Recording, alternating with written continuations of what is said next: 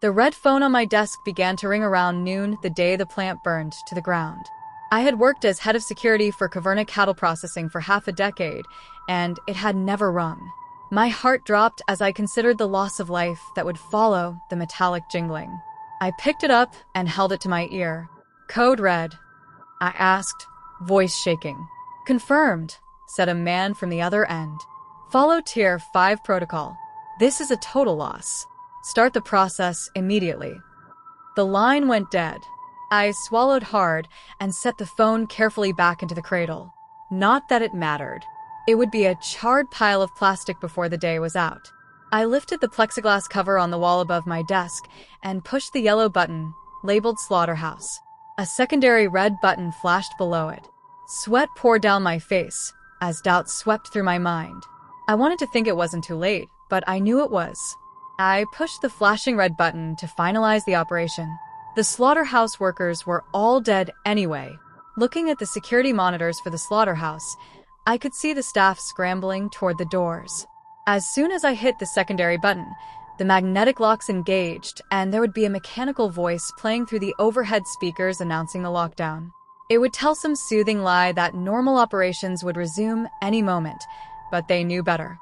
In a dead-end town like this, people flocked to Caverna for decent pay and dependable hours. A few years in, and most of them even accepted the twisted nature of what we actually did. Most of them probably lied and told themselves nothing bad could really happen. For a few brief moments, before they died, they understood it had all been a comforting lie.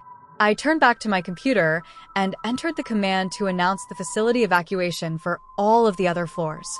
Scanning the bank of monitors, I could see the other workers cease their duties and begin to move in an orderly fashion for the nearest exit. The alert sounded like a fire alarm, so they would move a safe distance away from the building before the Tier 5 protocol finished. The waves of other workers were still marching out, but I turned my head back to the bank of slaughterhouse monitors. In the brief moments I had looked away, nearly a third of the cameras had gone offline. I knew the things were destructive, but I had no idea how quickly they had moved or how they had escaped containment. On one of the screens, a horrible image flickered lifelessly. In front of one of the exit doors, there was a pile of people. Parts of them, anyway. I had never been more grateful that the Caverna cattle processing plant owners had never transitioned the old cameras to color. My imagination made the scene bad enough. I turned back toward the other monitors to see a few slow movers still shuffling around inside the plant. There wasn't much time left before I would have to enter the final protocol command. My face was burning with anger at the stragglers. I picked up the system-wide mic on my desk and held it to my mouth. "Get the hell out," I shouted. "The building is on fire, and I can't leave the security booth until the place is cleared." The last few slow-moving employees unexpectedly picked up their pace and moved toward the exits. I breathed a sigh of relief as my eyes darted from monitor to monitor. All of the floors other than the slaughterhouse were clear. I turned to the row of buttons and pushed the yellow and red sequences to finalize the order. Clicks reverberated through the facility as the magnetic locks engaged. The things were trapped inside, and the hidden self-destruct system would engage in just a few moments. Stealing one more look back at the slaughterhouse monitors, I finally saw the things. Bovine heads extended from their serpentine necks. They waved side to side, bobbing above their arachnoid bodies. Most of them had 8 legs, but a few had 10 or more. The hooves came to a sharp point. Bloated udders randomly spotted their body, dripping some liquid too thick to be milk. Gore dripped from their slack mouths. They skittered across the slaughterhouse floor, tracking down the last few survivors. Every few moments another camera would go offline. I never understood why they destroyed the cameras. Did they know I was watching them? Could they think, were they more than just some monstrosity the Caverna Cattle Processing Company had developed to cut costs? The damn things grew too rapidly. They were too dangerous. Surely Caverna knew it. Sure, they tasted like beef, but I couldn't help but be sickened by the monstrosities that had overwhelmed the slaughterhouse floor. Dozens of people inside were dead, all in the name of higher profit. My computer monitor began to flash rapidly, counting down the moments until the incendiary devices would cause the plant to erupt in flames. That was the protocol. Genetically engineer monsters that taste like beef. If they break containment, destroy the plant and any staff trapped inside. Insurance would pay to rebuild in a new town. The families would get a meager payout. Caverna would just move on. Open a new plant. Breed more creatures. Next time you're at the grocery store, skip the Caverna meat section. It may be a price you like, but you get what you pay for. It's crazy what some people will put up with for a little bit of money. Desperate times, I suppose. Well, I am one of those desperate people. Desperation to get my daughter a life-saving medical treatment is what drove me to where I am now. That same desperation has led to daily fear of what might happen next to Danny and I, now that it's over. I had no choice. I needed money right away. I couldn't qualify for a loan, and the damn insurance company said the treatment was not authorized under our policy. My work was barely paying over minimum wage, and I still needed almost $5,000. The only way this would work is if I got another job working graveyard somewhere else, at least until I could save enough to get her the treatment. Danny was all I had left. I already lost her mother a year ago in that car crash. I couldn't lose her too. I looked high and low. I combed the classifieds and drove around desperately searching for a job that could pay what I needed and have an available night shift as well. The prospect seemed hopeless, but I had to find something soon. The town we lived in was small, and the prospects seemed bleak. That was when, in a streak of what felt like luck at the time, I inquired about a job at a small grocery store about a mile away from where we live. It was called Sure's Nighttime Convenience and Grocery. It was an odd little store that was closed during the day and seemed to open at around 8 p.m. and close sometime before morning. The weird hours seemed off, and I didn't know who would want to shop at a store that was only open in the middle of the night when there were 24-hour chains elsewhere.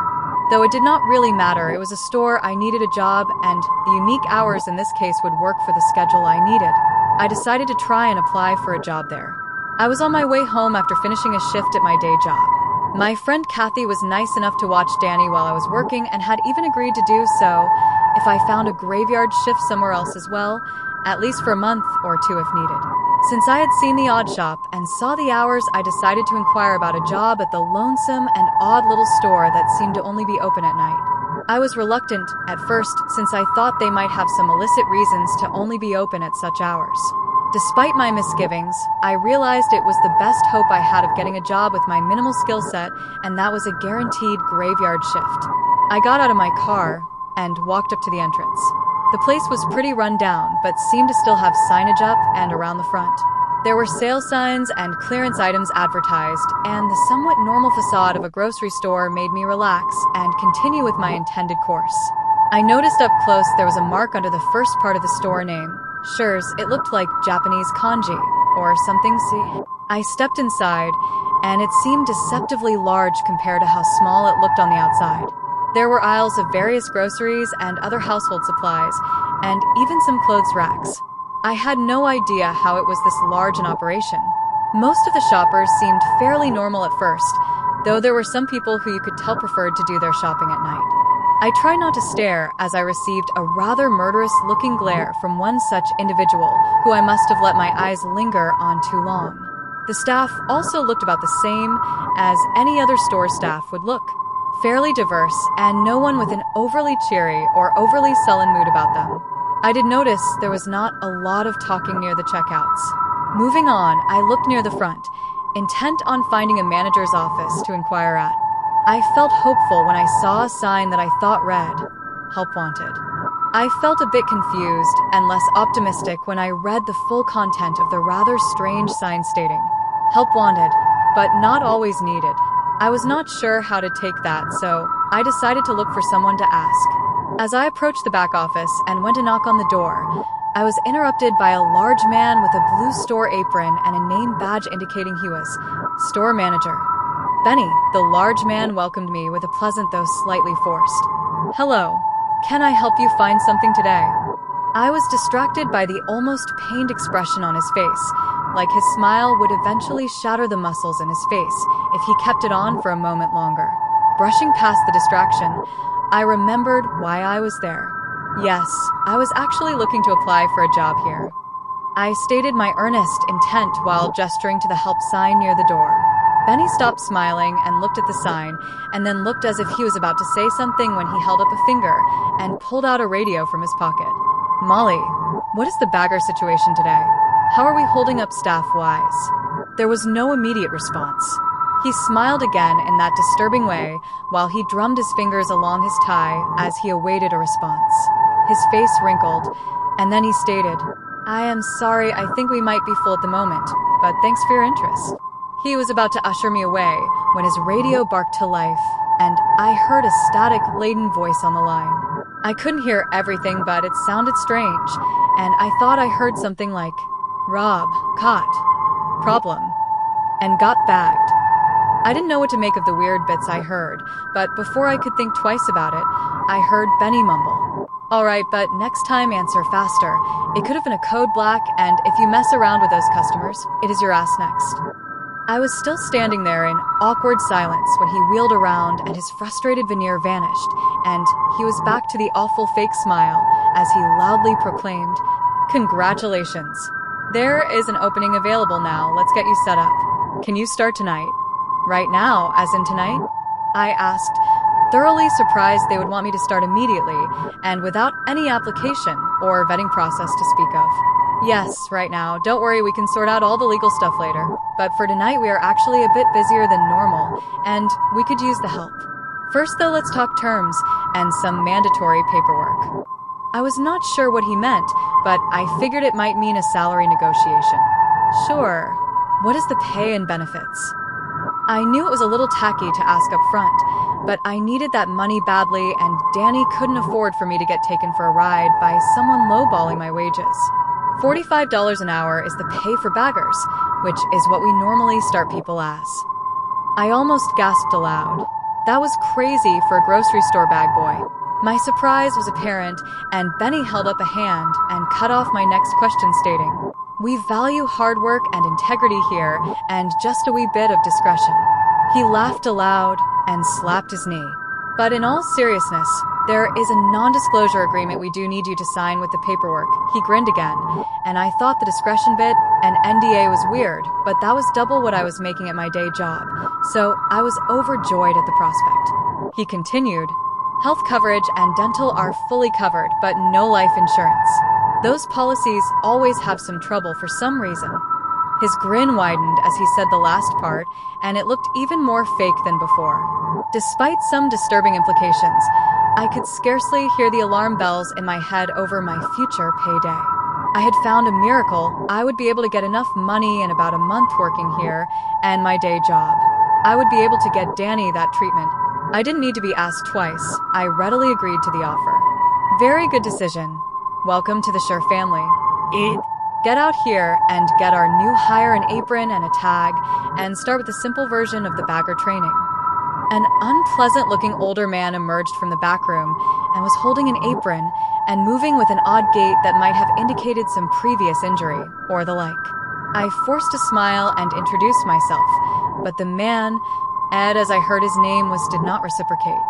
He looked me up and down and snorted derisively in a way that was hard not to take offense to. I let it go and waited for him to say something. Just before opening my mouth to ask when the training started, he cut me off and humorlessly asked, "You know Baggin, feller?" "Baggin? Like bagging groceries?" I tried to clarify. He glared at me and just nodded his head. "Well, yeah, I mean, I have a general idea. I never worked at a grocery store before. But I think I know how things should be bagged, generally speaking." He paused an uncomfortably long time, and I was about to try and speak again when he snorted and gave a rather unpleasant throaty laugh that ended in a dry coughing fit. After he finished, he said, "Not like this, I'm guessing you don't. All right then, come on, I will show you how we do the bag gin, and also the other rules. Reckon you better listen close. I ain't for repeating myself." I nodded my head, and we started towards the back room when I heard the radio on his belt come to life, and a very nervous-sounding voice on the other line say, "Code black, repeat code black." Ed's face wrinkled in a way that somehow made him look even more annoyed than usual. God damn it all. More of them fellers already. He turned and left, angrily shouting some imperceptible grunts and complaints into the walkie, and left me near the back room dumbstruck and not sure of what to do next. What was a code black? Why was everyone afraid of them? I was about to go look for someone when I felt a hand on my shoulder and I wheeled around to see a woman. The tag on her shirt read, Assistant Manager. Molly, she smiled at me, and it did seem more genuine than some of the others here. I'm sorry we have not met. You must be the new hire. I'm Molly, the AM here. I can help you with training and orientation. You can be a great asset here at Schur's. She held a hand toward the backroom doors and ushered me toward them. We moved into the backroom halls, and as I looked around, I saw several doors that looked like ice boxes. I figured they must store a lot of products to need that many freezers scattered about. Visible near the freezer's doors were shelves of other inventory. There were rows of boxes and pallets of strange things like chemicals, metalworking gear, various pieces of hardware, and crates that had gun manufacturers' names on them. I was wondering again, just what kind of store this really was. Besides the odd inventory, it was also kind of a mess, and I was glad I wouldn't be the one having to sort all of it. We made our way to an office room with oppressively bright blue painted walls, like a kindergarten classroom. The sight reminded me of when Danny was in kindergarten, and I steeled my resolve against any difficulty this job might have. I needed to do this for her. The office was sparse. There was only a desk, some chairs, and a file cabinet. I did notice on the walls, painted on the bright blue, were some black characters that almost looked like calligraphy. More of those kanji were on the wall, and again, I wondered what they meant. Before I could guess, Molly was motioning to me. She gestured for me to sit down at one of the only two chairs, in this case, the one facing the desk. I sat down and she sat opposite me. She looked over a few pieces of paper she had on a clipboard and then smiled, turned around and started rummaging through a file cabinet. As I was waiting, a sudden shriek was heard outside, and I looked to the door and suppressed a gasp. Molly didn't react and kept looking for something. I thought maybe she hadn't heard it, and I was about to say something when she wheeled around with a large binder in hand and dropped it onto the desk with a loud crash. Before training starts, please fill out this form for your safety and ours. She handed me a piece of paper that, when reading the details, seemed to be the non-disclosure agreement Benny had mentioned. I thought it was odd I had to sign this, but other hiring documents like tax, payroll, and healthcare paperwork were not required before starting. I considered they might be paying people under the table, which I hated to admit I might prefer, since no tax deduction meant I could save money faster. I signed all too quickly without realizing what I was agreeing to keep quiet and what the consequences imposed were if I didn't. Molly took the paper, looked it over, and said, "Good, that is settled. Well, let's get started. This is the employee handbook. We only have one, so you're going to be doing some light reading for a bit. Because we need the manpower now, though, I will go through it with you quickly, since Ed was indisposed." She grimaced when she said the last word and looked at her watch and then adjusted a dial on her walkie-talkie. She looked back at me and resumed. "As a bagger, you are vital in ensuring customers leave satisfied with their product, and you are one of the last people they will see on the way out, except in certain circumstances." She cleared her throat loudly in time to some muffled noise I thought I heard somewhere else in the back room. Basic rules and code of conduct are as follows. You are to bag products to the customer's satisfaction. The first thing you are to ask customers is what type of bags they want. Whatever they say goes as far as how to bag things and with what bags. You are not to ask about or discuss the purchases of the customers, no matter how curious you are or how talkative they might be. No questions, period. Understood. She slammed her fist on the binder, and I jumped back startled as she looked at me. I stammered out a quick acknowledgement. "Yeah, I mean yes, understood." "Good," she said and continued with the list. No assistance may be provided to customers for loading or unloading things from their vehicles. If a customer requests help to their vehicle, do not under any circumstances assist or leave the building with them or any customer at any time, regardless of the story they give you as to why they need help. It is our policy and they know this. If requests persist or you are feeling intimidated or threatened, you are to press the yellow button at the end of each checkout by the bagging station. A security personnel will escort the offending customer to aisle 4 for processing and detainment. Wait, detainment? They don't just kick them out? I thought that was weird. She continued with the next rule before I could ask about it. The most important rule. Occasionally, there will be a special bag request. You will know it when you hear it. If ordered, press the black button by the end of the checkout and proceed with code black protocol. These guests are normally our highest paying customers and often are here at the pleasure of Mr. Sure himself. They must be attended as quickly as possible. There was code black again. What special bag was she talking about? Ignoring the look of concern spreading over my face, she continued. Cell phones, smartwatches, or quite literally anything that could be used as a recording device are strictly prohibited while on duty, both for our customers' sake and for our own. Store closes at 4 a.m. exactly. Any customers who remain will be escorted out, only exception being any customers who are involved in a code black. No access is allowed to the basement and inventory backrooms, only managers and stock employees allowed. Simple, right? Any questions? She asked while flashing another smile.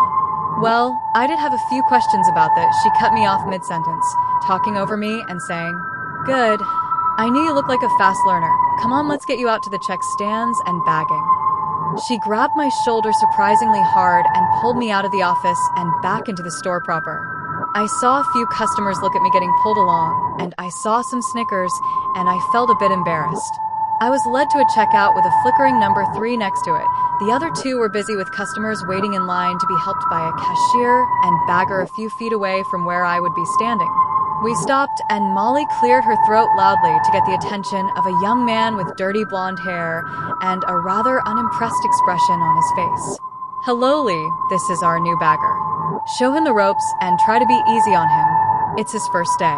I know it's busy, but we don't need another Rob situation so soon. Have fun, you too. She walked away without another word to the back room, and I was left there with Lee, as I heard his name was staring at me. I tried to break the ice. Hi, my name is... Save it. He responded abruptly. I don't want to get attached just in case. I liked Rob, he was my friend, and now it's best not to talk about what happened to him. Just your job and follow the rules, and you should be fine. I didn't know how to respond to the blunt introduction, but I figured he seemed nicer than that Ed guy, so I just walked up to the bagging station and gave him a mock salute and tried to put a smile on my face. It was going to be a long night. The first customer came through, and Lee wordlessly scanned their items. I proceeded to grab a few nearby bags when I felt a sharp kick in my leg. Lee was glaring at me like I had just slapped his mother. What? I thought I was supposed to. Then I looked at the customer, who was frowning at me, and I remembered. Hello, what type of bag would you like? The customer, an older woman, sneered at me and finally accepted the question and said flatly, Paper, please. And did her best to pretend I didn't exist while I was bagging her items. Mostly groceries, produce, meat, and dairy. There were a few odd pieces like a set of kitchen knives and what looked like boxes of some sort of firearm ammunition. I was about to ask about them when I remembered the rules. I tried to ignore it and just carry on. She left wordlessly, and more customers piled into our line. As the night went on, I started to see less normal items and more disturbing things. One customer had bought zip ties, large volumes of what looked like medical-grade sedatives, and several bags of candy. Another bought an ungodly amount of various weapons ammunition and several large fruits like watermelon and honeydew. I thought he might be just shooting some fruit for target practice until I saw what appeared to be a Kevlar vest and an uncomfortable amount of alcohol. After a dozen very disturbing customers came through, I finally found someone who seemed a bit friendly. She was a kindly old woman who seemed to enjoy speaking to me and by all accounts was very nice. It was a much-needed reprieve, and I actually enjoyed talking with her. Her name was Marge, and she was just buying some baking supplies, eggs, butter, flour, spices, all pretty normal things. You simply must try my raspberry tart, it is divine. I will bring some by next time, or better yet, I think I still have some in my car. Won't you be a doll and help an old woman with her groceries? I was about to accept when I saw Lee's face go blank, and he just shook his head. I looked back at Marge, and she had a wide grin on her face, and I looked down at the second half of her groceries yet to be bagged. There were containers of various chemicals including rat poison, bleach, and ammonia. I tried to speak, but I froze and she asked again. Come on, dearie, my hip is in bad shape after my fall. It will only be a moment, and you can have a treat and a nice tip as well. Her grin shifted in a way that made me very uncomfortable, and I struggled to speak. but finally blurted out, "No thank you, ma'am, store policy. We are not to escort customers out of the store under any conditions." Her grin vanished and grimace of anger flared up briefly. "Oh well, your loss I suppose. I would have made it spectacular. I thought I might get one of the new ones before you figured it out. Next time, Sonny, I might just find where you live and make a house call." She winked at me and pushed her cart away, and I was shocked and horrified at the implications of what had just happened. Lee elbowed me in the side and gestured to the customer who had taken her place, and I was forced to just ignore another uncomfortable encounter that night. After a long shift of bagging goods for an assortment of disturbing individuals, I realized my work was done when a screeching PA system informed everyone in the store that it is now 4 a.m. and we are closing. If you have not purchased your items already, then you must leave. If you are loading goods, a reminder that no employees may leave with you. You must take them and leave. If you do not, they will be confiscated. Any customers lingering in store will be confiscated as well. Geez, they were not joking about the strict closing time. A large group of people I had not seen before moved through the aisles with flashlights and batons. They must have been the store's security team. They seemed overkill and intense, more like paramilitary than grocery store security guards.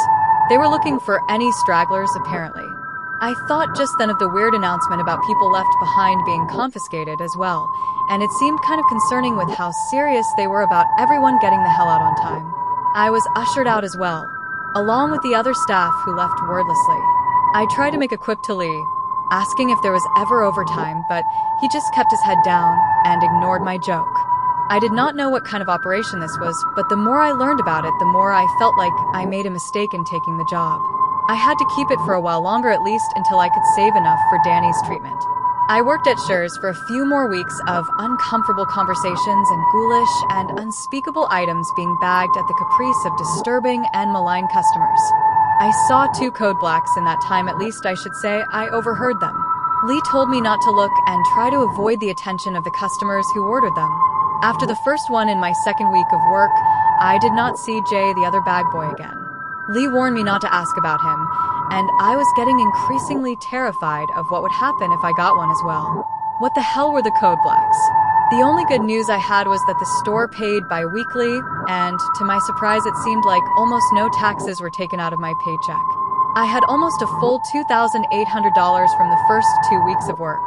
A little more, and with a bit of the money I saved up from my other job, I could afford Danny's treatment. I just needed to make it 2 more weeks, and then I could quit and never see the awful place again. I managed to avoid any trouble for my 3rd week, but in my last week I had a disastrous run-in with a customer.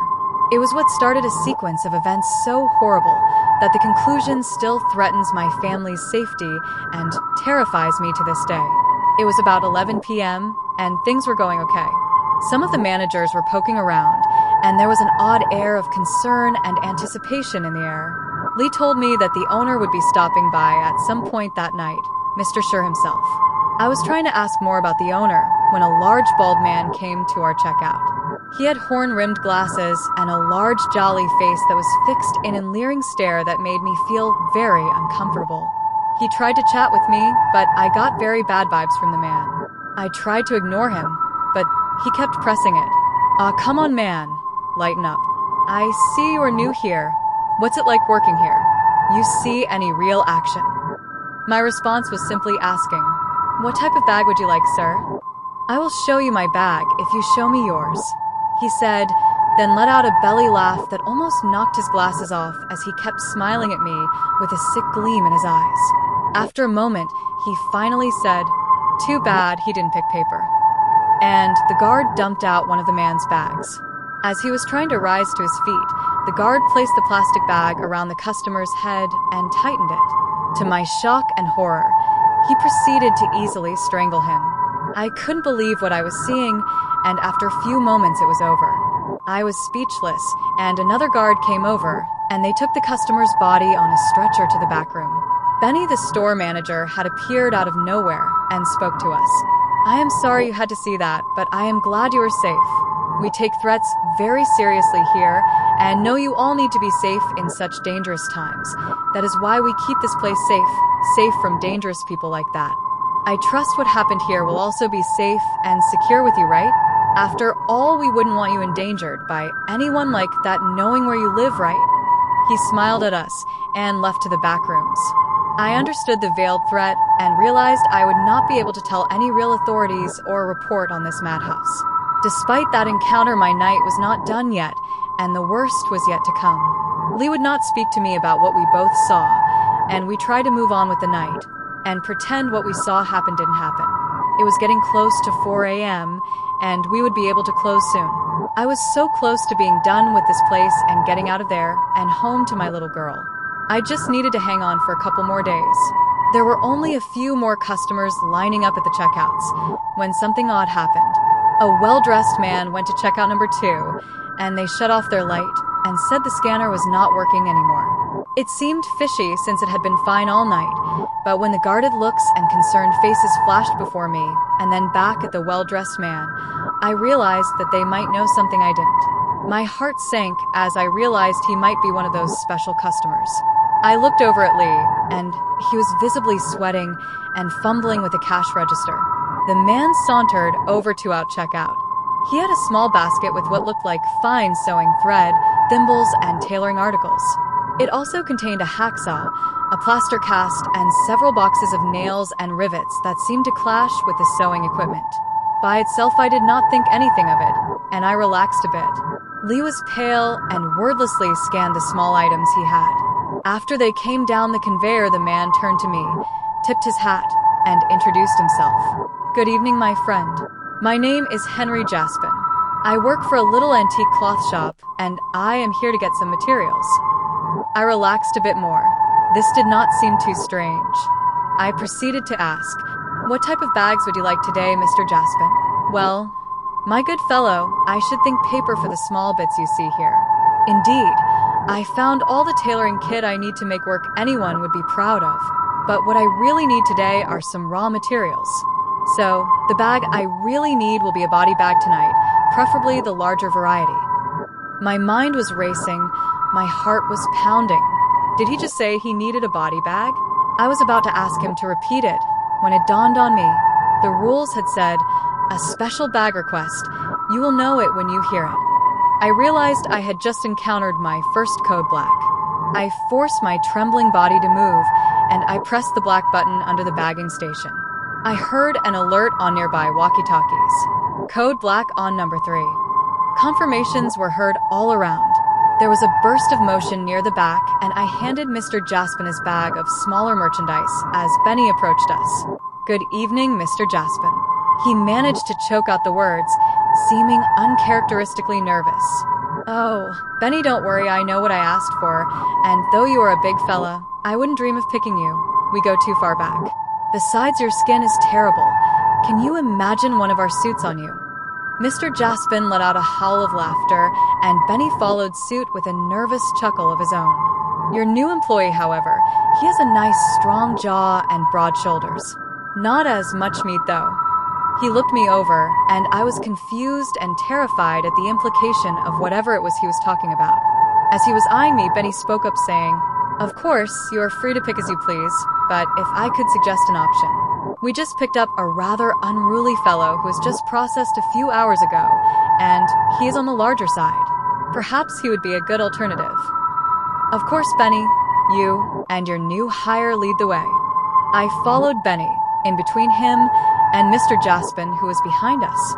We went into the back and then through key card-locked door that lead into the basement.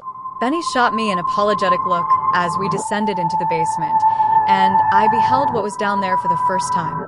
The place was very dark and freezing. I thought it might be another type of meat locker, and I was not too far off. When the light switched on, I had to stifle a gasp of shock and horror.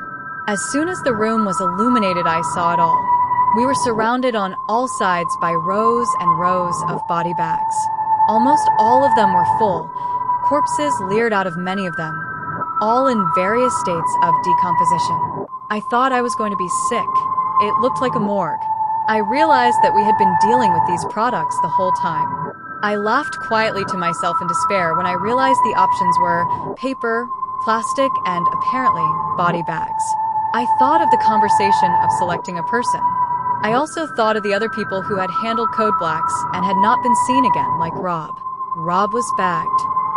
I stood there mouth agape, trembling at the horror of the nightmare room before me. While it all unfolded in stark terror to me, Mr. Jaspin calmly perused through the inventory of corpses.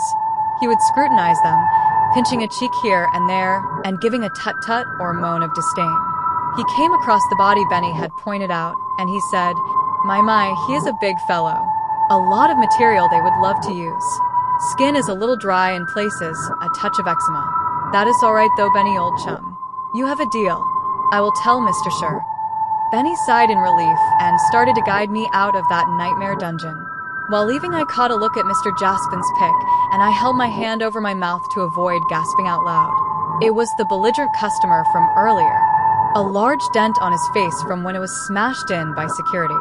The face had a deathly pallor, and his eyes were still leering, even in death. Why in hell was he down here in a body bag? And why did it sound like he was just purchased? My mind was grasping for rationalizations for how and why this was all happening. Suddenly, Mr. Jaspin caught my hand and proceeded to place a card into my palm. As for you, my fine friend, we would love to have a worker like you at our establishment. Sure runs a tight ship here, but we are a bit more free-spirited at the tailor. Take care. And he departed with his horrific purchase. I was ushered upstairs in a daze, and I vaguely heard Benny talking with someone. I snapped back to my senses and saw a new face looking at me. He was an older man, and he had very intense, unblinking eyes that were boring into my soul as I stood there. He spoke to me in a stern but oddly soothing voice. I know you might be unsettled by what you saw, but Chernu and the means to access it are natural parts of life. It is what you saw, it is what we sell. We sell it in all its forms. Why, it is even in our name. I hope you understand, and do not consider anything foolish over the next few days. We value your work, but understand that some people lack the fortitude to deal with what our business does. Just don't forget that when you head back home to your house on 4th Avenue, the large cherry tree at the end of the street is blossoming and looks beautiful. You should take your daughter to see while it still blooms. He placed a hand on my shoulder and squeezed while departing. I had no idea what I had just witnessed, but I knew I was in trouble. My mind was a jumble, and besides the imminent threat, I found myself considering something unrelated, a name. I thought about what Mr. Sure had said about Chernu and how we sell it.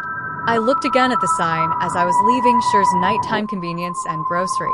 I did not think anything of it at first, but I looked closer at the kanji by the first word. Looking up the meaning on my phone, I saw it was indeed the kanji for Shursuke, sometimes used when counting as the number 4 in Japanese, but more often associated with something else. The dawning horror and simplicity of the name made sense now. Sure more often translates to death. I had worked almost an entire month at Death's nighttime convenience and grocery. I did not go back, I quit. I will find another way to make the rest of the money I need. My family's safety is what is important now, and I know it is not safe for me and Danny here anymore. How could it be, when Mr. Death knows where we live?